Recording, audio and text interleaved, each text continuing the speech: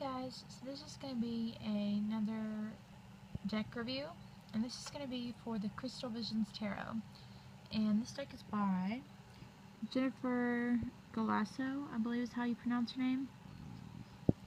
I ordered this offline, I forget from where, but it's like I don't know if it's like something, I think it's like bargain books or something, I don't know, online on Amazon.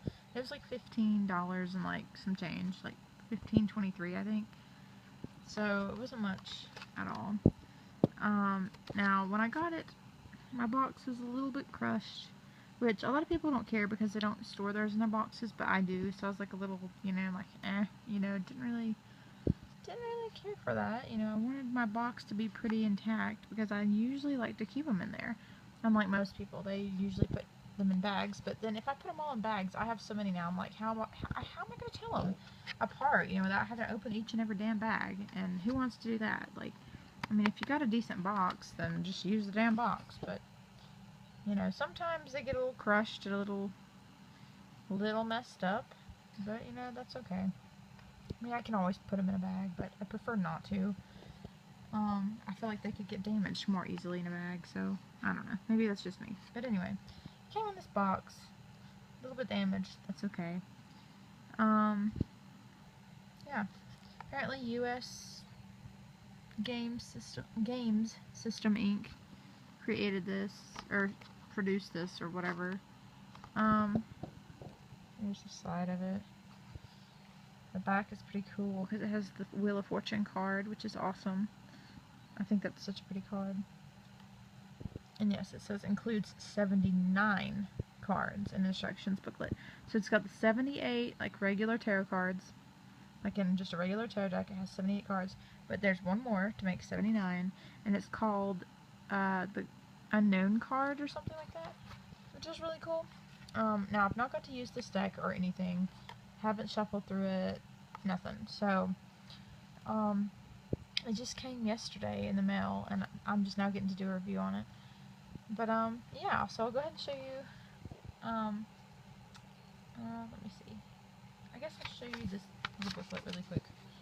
So it has like it's a little booklet, but it's decently thick, because it's got a lot of info in it, being with 78 cards, but, yeah, it's black and white.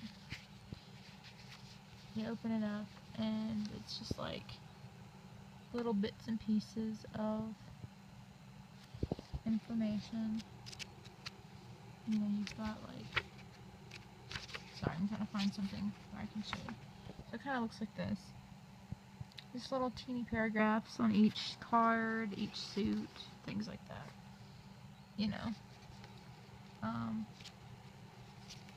So it's pretty interesting. It's got some tarot spreads in the back, apparently. I think I seen some just a second ago. It's not that. Somewhere in the back, if I can do this. This is really hard to do one-handed, guys. I'm so sorry. But yeah, it's got like a couple of tarot spreads. I think one or two, anyways. Somewhere throughout this booklet, anyway. But yeah, that's the booklet. So the first card you see when you open the deck is this. It says About Jennifer Galasso, and it has like all the stuff about her. And on the back, it shows what the back of each card of the deck actually looks like. It actually looks like this, which is so freaking cool. This is one of the reasons I decided to get this deck. When I seen it a long time ago, I was like, oh my god, that's gorgeous. To me, that makes me think of a magic mirror, or like the center of a pearl. And then it's got the chalices, which are very feminine and emotional. It's got the pentacles, which are very earthy, and the roses. And I just thought that was gorgeous. Gorgeous colors, gorgeous just imagery. I fell in love with the backs of these cards so much when I first seen them a couple years ago. But I just now got the deck. I've wanted it for a long time. So this is officially the third tarot deck I own. First tarot deck I ever owned was Tarot of the Hidden Realm, which is a very fairy, druidic deck, or druidic, I guess I should say. I say druidic, but druidic. Very druid-like and very fey, Celtic-like deck. Then I also have the Green Witch Tarot, which is really, really cool. I love it too. And now this tarot deck, which is once again, the Crystal Visions Tarot, which so far, I mean, doing my research on the cards, the images, and everything is gorgeous. So I'm super excited for this deck. So this is officially the third tarot deck I own. Now I own like 20 plus oracle cards, or oracle card decks now, but I only own actually 3 tarot decks, this being the third. So this is going to be the major arcana. I'm going to show you first. I'm going to do part 2 and show you the minor arcana. But this is just going to be major for right now because it would take me, this video would be like an hour long if I did all 79 cards instead of 78, every 79 cards in this video. So let's show you the major arcana first. So this is the first card, and it says 0 here, and it says the Fool, which is really cool. But it's a gorgeous card. I know a lot of you all have this deck, and a lot of you have trimmed the white borders around this image, or this deck, each card. And when I was researching, I was like, oh my god, it looks so much better without the borders, because I really don't like borders either. I mean, it's too white. I think it takes away from the image, you know? And then when I actually got this and opened it up, I was like, the borders aren't as bad as I thought. I thought they'd be a lot more chunky and white. I mean, I still would prefer it without the borders, but the borders aren't as bad as I thought. I mean, I can live with that. You know, I was just determined when I first got this, or before I got it even, I was like, you know, I'm going to get a new cardstock cutter trimmer board thing. You know, brand new one, brand new blade, everything. That's like more sturdy and heavy duty, and I'm going to like take my time, and I'm going to get a paper corner rounder to round my corners, and I'm going to cut the borders off and round the corners and just have like the image, you know, and this little, you know, the number and the title of the card. And when I got them, I was like, you know, it's really not that bad. I mean, I think I can live with this, you know. I mean, I may end up trimming it, but it's kind of ballsy for me. I've never trimmed a card deck of any kind before, and I don't want to fuck up my deck, so it's pretty risky for me. I just don't want to mess it up. So I may just leave it be, and then again I may trim it, I don't know. But for right now, I think I'm going to leave it alone. That's just something I wanted to throw out there, because some people are anal about it, and they really want to trim, like, any borders. But, and I feel the same. I think it looks better without borders, but then again, like I said, it's ballsy, and I don't think I'm crafty enough to get that perfect, and I'm a perfectionist. And if I fuck up one card, oh my god, the whole deck's fucked to me, so I don't really want to take that chance. So, I mean, they're okay, but as far as the images, though, in general, I think they're so gorgeous. I absolutely love the images in this deck. And I love how it's got, which you've not really got to see yet, but it actually has Roman numerals as the numbers, which is cool, because most decks, I mean, some have them and some don't. I've noticed online when I was searching, like, of course, basic style tarot decks have Roman numerals, but then there's some that don't, like the newer ones don't.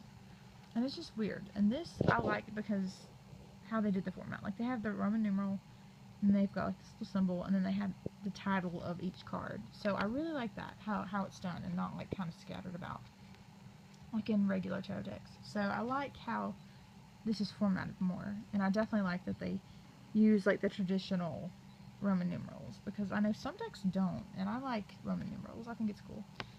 So, and it fits the cards better, I feel like, versus just using regular numbers. So anyway, yes, so this is the first card, the Fool, which is really pretty. And I'm going to speed it up a little bit, because I know I talk too much, I'm sorry. You guys are interested in the cards, not what I have to say, really. So I'm going to speed up a little bit. Alright.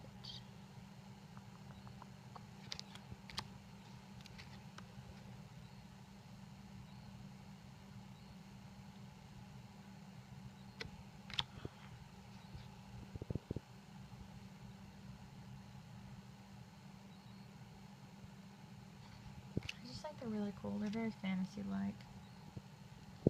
I mean, they're very fae-like, you know? Fairy-like as well, and I'm a sucker for fairy decks. I think they're gorgeous. I love fairy artwork, anything like that. But then parts of it are certain images, like, they make me think, I swear to God, they make me think of one of my favorite movies growing up. If any of you have ever watched the Never-Ending Story, any of the movies, but especially the first one, and the second, but mainly the first. The third one was a little weird. It was a little bit different, but it was okay. But the first one, especially, like, some of these images really make me think of something that would be in there, like the backgrounds, the, you know, towers, mountains, the skies, and even the beings with, like, these, like, staffs and scepter-looking wand things and stuff like that. I don't know, something about it makes me think of that, which is awesome. I love that. So it's just very fantasy-like, very fae-like, very colorful. It's just really cool. I really like it. That's a cool card. I like it a lot. Let's see, you've got fairy, angel winged beings of all sorts, and it's just pretty cool. It's very honest and very earthy.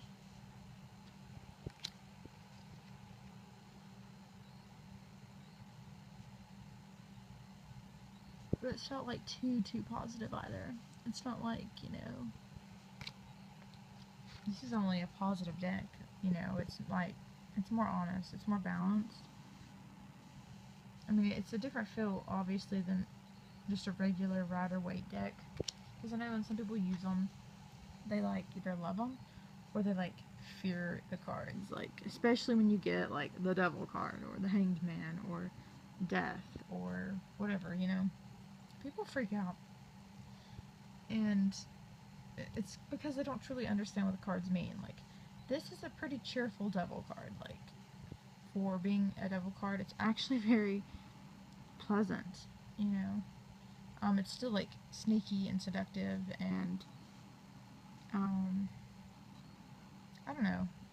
I'm trying to think of another word for it, but to me, this image really does scream like Adam and Eve kind of stuff, you know? Like, you got the tree with the fruit, you got this lady who's nude, and you've got, I think that's a pomegranate, I'm pretty sure she's holding. It's cut in half. And you've got, like, the devil in the background, which is not really the devil, but I guess in this image it's kind of portrayed as the devil. Kind of like, to me, it makes me think of an Adam and Eve kind of thing, though. To me, it looks more like Pan, because he's got, like, his little pan pipe things that he's, you know, playing, and then he's got his horns. To me, it's more like Pan than the actual, what would be considered as the actual devil in just regular cards. I mean, that's just my take on it. I don't know. That's just my thoughts. See, this one right here, the Tower. I always love the Tower cards. It's one of my favorite cards in tarot decks, period. I love the Tower, and I love the Hermit and the, I can never say right, Hierophant. There we go. Because those cards are actually the cards that resonate with me most. They tend to be the cards I draw so freaking often. Now, I actually draw the Devil and Death a lot too, but I don't fear it. But I do draw them a lot too, but I always draw the Tower, the Hermit, and the Hierophant. Hierophant. There we go. I think I said it right. I never say it right. But as far as the meanings, I get the meanings. But yeah, but this image is really pretty. I pulled the Tower a lot, and this image makes me think of the Never-Ending Story. Like, it really does. It, and then in a way, kind of this one too. I don't know.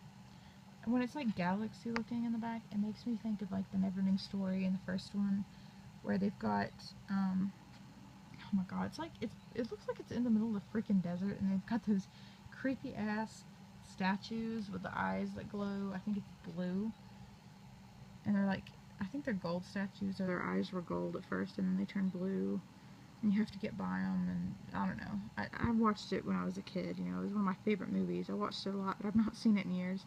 But something about the background of that makes me think of that, like the celestial galaxy star looking things. I don't know. This one's cool. This card makes me think a lot of a card that's in the Oracle deck, the Enchanted Oracle, I believe, is what it's called. Yeah, I think it's an Enchanted Oracle is what it makes me think of. It's pretty cool. But I mean, they're like happy and they're pleasant, but then they're also very honest, you know? It's not like, um, you know, too fakey positive, you know? But it doesn't make you feel weird, like, it doesn't make you feel scared, it doesn't make you feel fearful. I mean, it is a very pleasant deck. It's really cool. And there's the world. I love that card. I think it's so cool. It's a really cool card. I like it. And then this is the unknown card, which is pretty cool. So yeah. Oh god, sorry guys. I'm telling you, I keep yawning. I can't help it. But yeah, this is card 79. So this splits between the major Arcana cards and then the minor Arcana. So this is in between both the major and the minor. It's at the very end of the major Arcana deck part in the box. And this is what the 79th card really is the unknown card.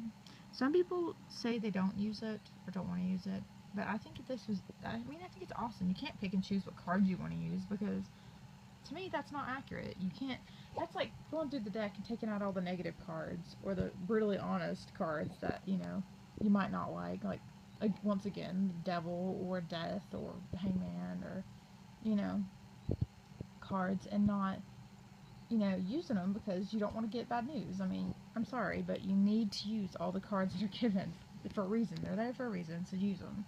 You know, like, I don't see what the point is of not using them. You can't go through and pick your fortunes or pick your, you know, at the moment divine advice. You know what I'm saying? Like, why would you not use this card? I mean, it's not hurting anything. I mean, it's not really telling you anything, but it's not hurting anything either. I mean, because if there's an unknown answer and you don't use this card, well, how are you going to know that, you know, you can't get that answer, you know, at the moment anyways. Things always change. But it's just like, you know what I'm saying? It's just in the moment kind of thing. So it's like, why would you not use it? I think that's awesome they put that in there, and I'm definitely going to be using it. But that's just me. So yeah, this is the major Arcana cards for this deck. So this is part 1. Part 2 will be the minor Arcana cards. And I'll do that in just a few minutes. I hope my phone has enough battery and storage. I'm going to check it. So I'm going to go ahead and cut it so this video is not any longer. But anyways, stay tuned for the next video, which is part 2. Thanks guys.